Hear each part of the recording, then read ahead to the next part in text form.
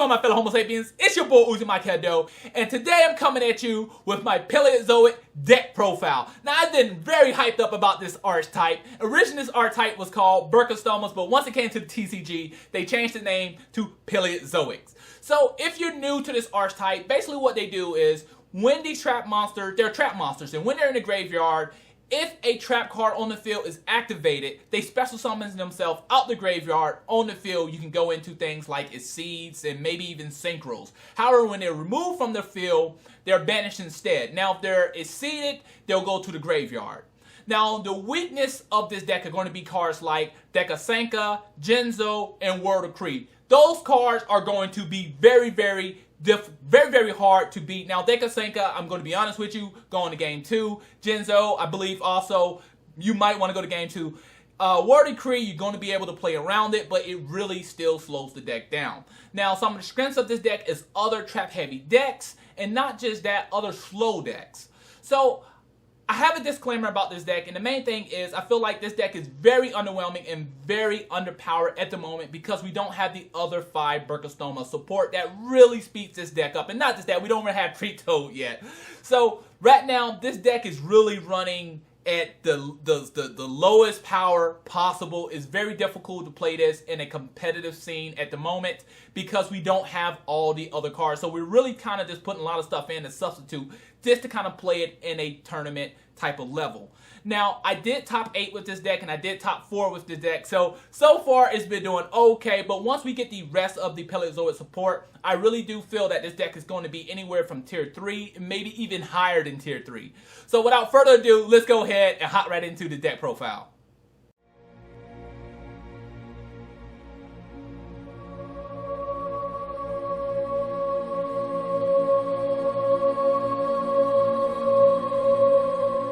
Alright, so all Paleozoic monsters share a similar effect. And basically what that is that they're level 2 aqua water monsters with 1200 attack, 0 defense. And they cannot be affected by other monster effects. Not just that, they are treated as normal monsters. So that is really good.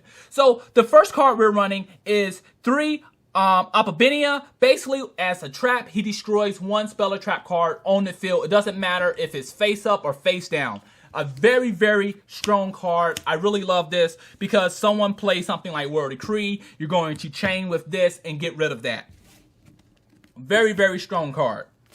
Then we're running 3 Pika, I believe that's how you pronounce the name. Very difficult to pronounce. Now, here's the thing about this card. I feel like it's a great card, but at the same time, I feel like in this format, it's horrible. Because the issue I have with this deck is getting Paleozoics to the hand. So when I draw into this card a lot of times, I'm just like, oh man, I'm just really upset. So what this card does is it allows you to discard a Paleozoic card and draw 2 cards. Now, once we get the rest of the support, this card is going to be incredible because you always have Paleozoics to your hand. And not just that, you can search your Paleozoics from the deck. But right now, there's no way to really search them. And when I get this card to my hand, it's like the only Paleozoic I have. So I sit and I'm just kind of drawing, and it's a dead card. I just hate having this card right now. Now, sometimes it does work for me. Sometimes I do have Paleozoics in my hand and I get to draw that beautiful 2 cards. But at the end of the day, you know, when we're like siding out, you want to side this out, but you can't because you need Paleozoic monsters. If you siding out Paleozoic monsters, that's less monsters that you're going to get. So this card is good, but right now I feel like it's not as great as it should be, but you have no choice but to run it. Then we're running 3 Herrenlords. I'm probably butchering his name. And basically what this card does is it target 1 face-up monster on the field and half their attack. I love this card because you play it in damage step. Your opponent attack, they think they got it. You know, in damage, play, get rid of it. So very good card. Not just that, a lot of times I might even have my own monsters attack just to special summon a Paleozoic monster out of the graveyard. Then we have 3 Paleozoic Canadia. Man, oh man, I love this card here because it targets 1 face-up card my opponent controls and book it face down. basically put it face down, ass up. That's how I like my monsters. And man, oh man, this card right here saves me so many times. You'd be amazed. You'll be amazed how good this card is. Now, if you remember my Dev Pro video, I made something called the Burkastoma Force. So what we're doing here, we're running the Mirror Force engine. I feel like this is the most consistent engine right now that I'm kind of putting together. And this is the Quaking Mirror Force. When your opponent attacks, basically negate that attack and put their monster face down. They cannot flip it. Well, guess what? You attack, and I'm going to play this, and that's going to activate one of my Paleozoic monsters in the graveyard to special summon on the field.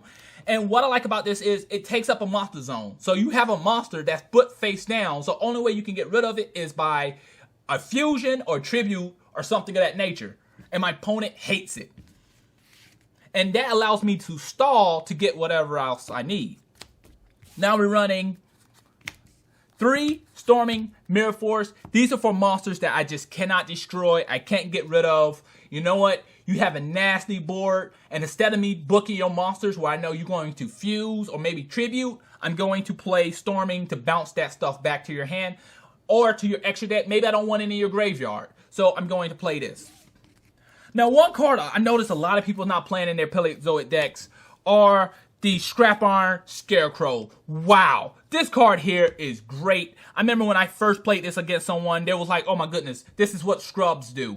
Oh wow, really? And they got hit with the Scrap Iron Scarecrow, and guess what? I special summon a Paleozoic monster out of the graveyard. So if you're not familiar with what Scrap Iron Scarecrow does, it negates an attack, and it goes back face down.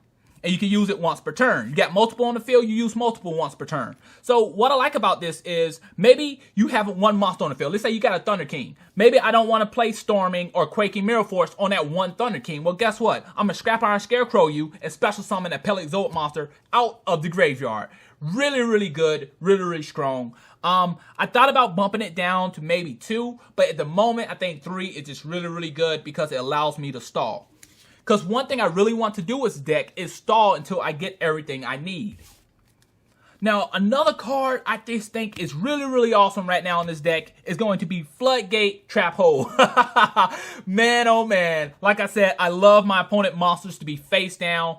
They hate it because they can't do anything. So basically what this does is when your opponent summons a monster, or it's a monster is summoned, or special summon, you book it, basically you put it face down, and they cannot change that battle position. So they pin on something for 5, well guess what? All 5 go down. Another great thing about this card is it does not target. This card is such a great card. Not just that, I activate it, well guess what? You know the routine.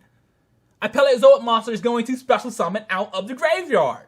And there's nothing else you can do. So a lot of times my opponent gets really frustrated because a lot of their monsters are face down. You know, I was going against Master Specters. Well, guess what? They wasn't used to all their monsters being face down. So now we're running 1 Anti-Spell Fragrance. I feel like this is a great card in the deck. It really stops a lot of decks. I mean, right now we only run like a few spell cards in this deck. So Anti-Spell Fragrance is awesome. I'm thinking about bumping this up to 2. You can't go wrong with this card. I mean, especially in Paleozoics, it just shuts down pendulums. It allows you to take your time and do what you need to do. I most likely will be bumping Anti-Spell Fragrance up to 2. We're running 3 jars for draw power, but not just that. Once again, to special summon our Paleozoics out of the graveyard. It's a trap you can quickly play. So it's like, instead of just drawing a card, you activate jar, Paleozoic activates in the graveyard, special summon your Paleozoic and draw a card. I usually do this on my opponent end phase, so I get that extra juice going. Then we also have Gojin Match main deck. Yes, you'll be amazed how many people hates this. Now, originally I had it at 1. I bumped it up at 2. Once again, this deck is all about stalling until you get your Paleozoic monsters in your graveyard, then go off. So you're not going to go off first game. You know why? Because first round, you have to set all your stuff. You have to set everything and just kind of wait. So this right here, make sure my opponent doesn't do anything crazy. You got Perform Pals. So guess what? Only 1 type, please. Only 1 attribute. Now, here's just a random tech I've been trying out so far. Magical hats.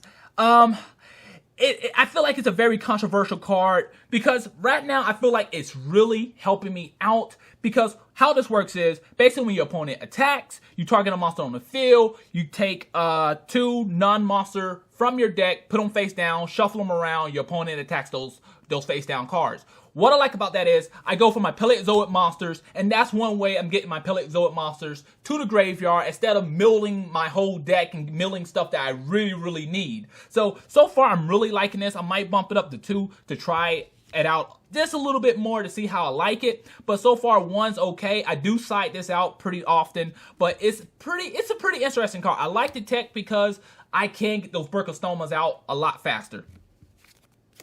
Now, to the monsters.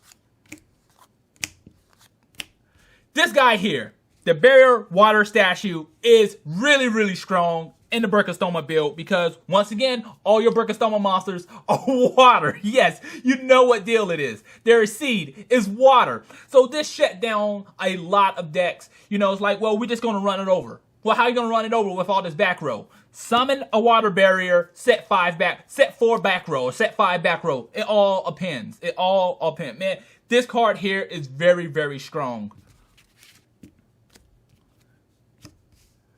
Rerunning 1 Curry Bandit. Curry Bandit is good. I had him at 3 at one point, but I was just milling so bad with this card. Oh my god, it was just horrible. Milling all my Mirror Forces and just not milling anything that I really need, like my Paleozoics in the graveyard. So I bumped it down to 1. I think 1 is pretty decent. Now on to the spells.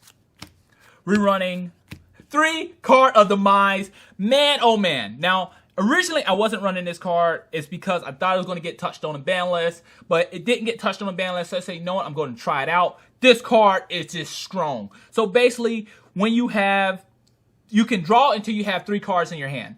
You can't special summon a turn, and your opponent takes no battle damage. And at the end of your phase, you have to discard all the cards in your hand. Well, guess what? I have all traps. So basically, I'm going to draw 3. And if my back row is already kind of full, I'll set whatever I can set, and I'll just discard whatever else I need to discard. It's most likely going to be Paleozoic monsters. Very strong card. I feel like this is a VIP card in the Paleozoic deck.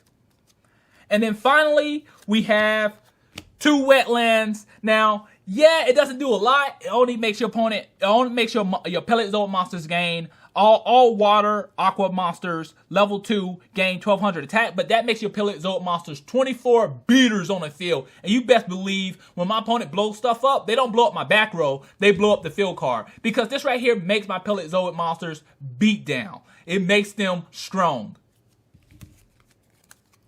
Then finally, we're going to go over to the side deck. We have 3 walls. And that's to kind of save my Paleozoics and stop people from banishing. We have 3 light imprisoning mirrors. Main reason, there's a lot of light decks out there at the moment. There's things like Blue Eyes and Herald of Light. We have 3 Twin Twisters for the Word of Crees and those back row heavy decks. We have 1 more Gojin match. And a card a lot of people is not playing at the moment is Electric Virus. Electric Virus is just so good because it allows you to discard and take a face-up machine or dragon monsters. Well, guess what? Blue Eyes is a problem. I'm going to take those monsters. A little bit for Cosmo hate. And for our extra deck, we have the main man here. So basically what he does is once per turn, you can discard a card, you can detach a card from this card, and he blows up a card on the field. He's unaffected by other monster effects, but not just that. When a trap card on your side of the field is sent to the graveyard, you mill a card, and if it's a trap card, you add it to your hand. 90% of my deck is a trap. It's trap cards. So this card here really helps the deck out. We have 3 of the Sky Guy. He can't be destroyed by battle as long as he has materials on him. And not just that, you can detach the material to bounce a monster that it battles with. And that allows me to get over monsters that I can't destroy by card effects or by battle. We have 1 Bahamut Shark. We use the water statues to go into him. We get him on the field, and then we go for this guy right here, a nice little combo that I came up with. I kind of like it. It's pretty decent.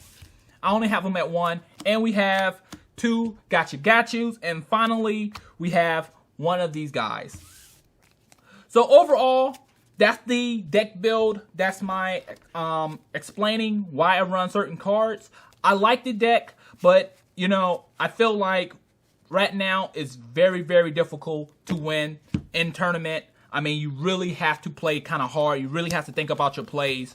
But once everything else come out, this deck is going to be extremely strong. But that's all I have for you today. Please rate, subscribe, and comment. It really helps the channel. Thanks for watching.